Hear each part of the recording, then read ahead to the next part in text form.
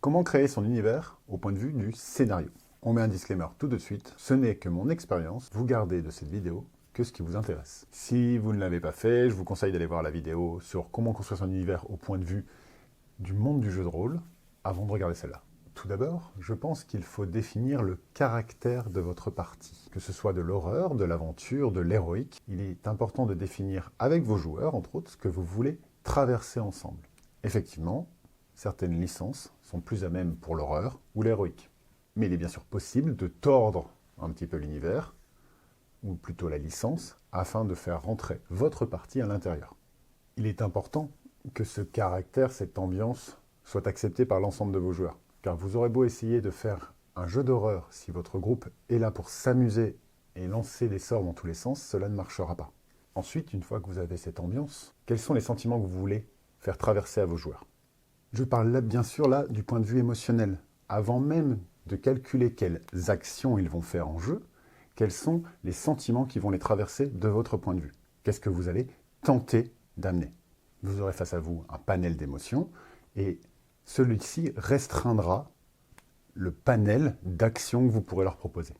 Je vais parler un petit peu de cobaye. Comme dit, c'est une réalité parallèle à la nôtre. Bien que la géopolitique et la géographie ont changé, rien ne vous empêche de vous focaliser sur un endroit que vous connaissez pour vous rassurer ou pour même amener vos joueurs à trouver un petit indice que vous connaissez par cœur. Vous appréciez le film 2012 ou encore 28 jours plus tard. Ce sont deux films qui se passent dans une réalité parallèle à la nôtre, qui ont deux ambiances complètement différentes. Laquelle des deux souhaitez-vous donner à vos joueurs? Vous avez l'ambiance, vous avez les sentiments, vous avez le lieu, à vous de définir la mission. Pas besoin d'avoir 12 lignes de conduite qui permettent d'amener à votre solution finale. Une seule suffise. Les histoires de vos joueurs vont venir s'y greffer et créer cette arborescence. Simple ne veut pas dire simpliste. Le fait que vous ayez une idée forte et directrice ne veut pas dire que cela va appauvrir votre discours et le roleplay de la table. Le fait de créer les personnages ensemble va vous permettre de vous accrocher à leur histoire, à leurs idéologies, à leur bagage de personnages. Cela va donc créer un schéma qui va se développer et s'expandre dans plusieurs directions. Si, dès le début, vous amenez, vous, une arborescence extrêmement complexe, le fait de venir greffer dessus une branche de vos personnages, celle-ci va disparaître dans le feuillage global de l'arbre. Alors que si vous avez un tronc fort et que chaque personnage devient une branche, l'histoire va devenir extrêmement intense pour tous vos personnages. De plus, le fait de raccorder chaque personnage à votre histoire plongera d'autant plus l'implication de vos joueurs. Ils auront l'impression que l'histoire a été écrite pour eux et non pour n'importe quel groupe. C'est à vous de définir donc le tronc principal. Les histoires, quant à elles, demandent l'implication de vos joueurs. Mais n'hésitez pas à saisir 2-3 mots qui vous suffisent, une seule idée que vous allez développer et dérouler. Je ne sais plus quoi faire là pour que tu follow, pour que tu likes, pour que tu commentes. Dans Cobaye, il y a un tout petit questionnaire pour définir votre personnalité. Cela vous permet déjà d'avoir un type d'idéologie ou un penchant pour ou contre les laboratoires. Si le joueur ne définit que, très simplement, il a été torturé ou traumatisé par les laboratoires, vous avez quelque chose auquel vous raccrochez. Vous n'avez pas besoin de plus. Je sais qu'il existe certains maîtres du jeu qui définissent un plan d'action pour chaque session. Une action forte, 2 actions moins fortes. Personnellement, je ne le fais pas.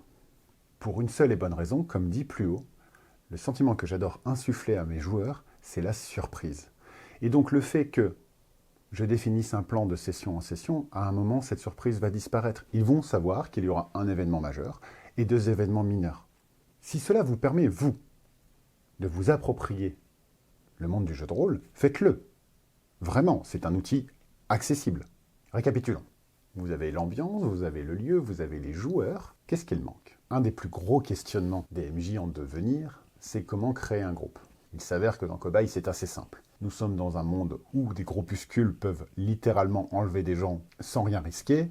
Ils le font.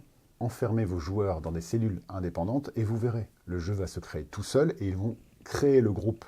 Pourquoi? pour survivre. Vous pouvez tout autant définir que le groupe se connaît déjà. C'est un groupe de mercenaires qui travaillent ensemble depuis quelques années. Ça ne pose aucun problème. On parle souvent, dans Donjons et Dragons, de la fameuse scène de la taverne où tout le monde se regroupe. Pourquoi cette scène n'existerait pas dans un monde tel que Cobaye? Effectivement, nous ne sommes pas sur une taverne, mais sur un bar de motards. Et le patron aura une quête à leur donner, en tout cas une missive, et leur demandera d'accompagner une cargaison à tel endroit. Et cela vous permet de dérouler plein d'autres choses. Le fait que les laboratoires soient tout puissants ne veut pas dire que c'est le seul ennemi et le seul ressort scénaristique que vous avez pour commencer une aventure. Un point aussi essentiel, c'est faites confiance à vos joueurs. Ils sont là pour jouer aussi avec vous. Techniquement, vous leur avez parlé de l'ambiance, du monde dans lequel ils vont jouer, et vous avez créé leur personnage. Ils ne veulent pas voir ce personnage disparaître trop vite. Donc faites-leur confiance pour qu'ils vous suivent. Ils ont accepté l'hypothèse de départ, ils vont accepter l'histoire que vous leur proposez. Bien sûr, il existe une part d'improvisation, mais rien ne vous empêche de déplacer le background de certains personnages ou de certains lieux pour correspondre au moment fort que vous souhaitez. Un questionnement qui revient régulièrement, c'est « mais comment tu fais lorsque les personnages font l'inverse de ce que tu voulais ?» Effectivement, cela peut arriver. J'ai même mis fin à une campagne car le sentiment que je voulais leur imposer était trop fort. Je voulais qu'ils se sentent impuissants. C'est effectivement ce qui s'est passé, ils ont donc décidé de quitter l'aventure. Ça ne voulait pas dire que ce que je voulais faire avait échoué. Au contraire, j'avais trop bien réussi.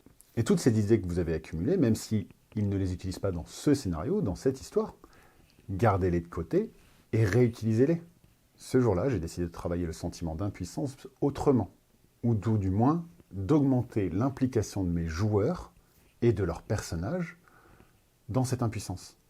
Et donc de tourner cette impuissance en frustration. Le fait est qu'une histoire de jeu de rôle n'est pas une histoire figée. Vous n'êtes pas tout à fait en train de lire un roman. L'improvisation fera partie du jeu. Mais plus votre idée de base est simple, et plus vos personnages sont maîtrisés, plus votre improvisation est accessible et lisible. Non pas que l'on voit les moments où vous improvisez, mais elle est raccord avec tout le reste. Contrairement à un roman où vous possédez tous les chapitres, dans le scénario, il est important d'avoir votre introduction et votre ambiance, et votre conclusion. Le chemin que vont parcourir vos joueurs, il n'est pas encore écrit. Êtes-vous prêt, par contre, à écrire cette première histoire? C'était Envy. On se voit à la prochaine.